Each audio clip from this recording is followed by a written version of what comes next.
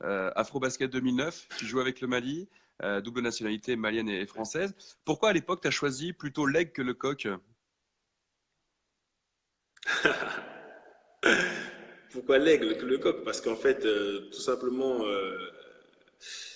à la base, faut remonter à longtemps, faut remonter à 2000-2001. Donc, ça se trouve, il y en a qui nous regardent, ils n'étaient pas nés à l'époque. Possible.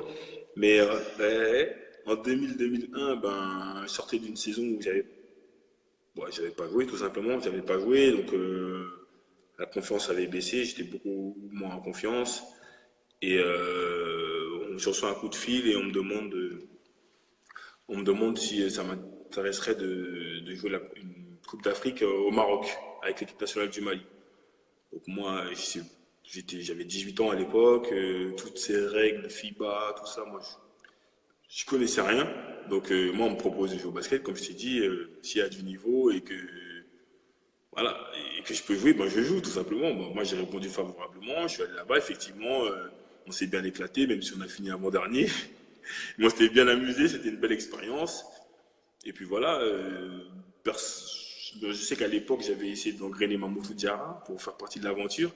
Et lui, il m'avait dit, mais non, n'y va pas, il y a peut-être moyen avec l'équipe de France. Et puis moi, à l'époque, je me disais, mais t'es un fou, attends, moi, je joue même pas en pro A, qu'est-ce que tu me parles de l'équipe de France? Hmm. Parce qu'en fait, on m'avait fait perdre ma confiance, tout simplement. Alors que si avant que la saison commence, si on m'en avait parlé de l'équipe de France, eh ben, j'aurais dit oui, je sais que je peux y aller, je sais que j'ai le niveau, mais j'avais perdu confiance en moi. Donc c'était pour retrouver de la confiance et puis pour jouer. Et puis ça s'est très bien passé. Donc j'ai fait la CAN en 2001 et en 2003, malheureusement, la fédération française s'est manifestée et j'étais interdit de jouer la CAN en 2003 parce qu'il y avait une guerre entre la fédération malienne et la fédération française. Et puis après, comme c'était interminable, la FIBA a tranché et a dit que comme j'avais joué une compétition majeure masculine senior masculine avec le Mali, donc je devais, voilà, que j'étais malien et que je devais jouer représenter le Mali. Donc moi j'ai dit ok, pas de problème. Et en 2008, il y a eu un changement, une nouvelle règle qui permettait aux joueurs qui avaient déjà joué avec une sélection de changer une fois. Donc, suite à ça, Vincent Collet a fait appel à moi en me proposant de rejoindre l'équipe de France. Donc, moi, j'avais été flatté, bien évidemment, Mhm.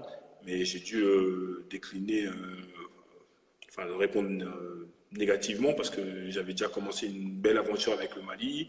Il y a beaucoup de gens qui comptaient sur moi, donc je ne pouvais pas leur tourner le dos. Et puis voilà, comme je suis français, mais je suis aussi malien. Donc voilà, j'ai fait un choix. Maintenant, il fallait que je l'assume et que j'aille jusqu'au bout.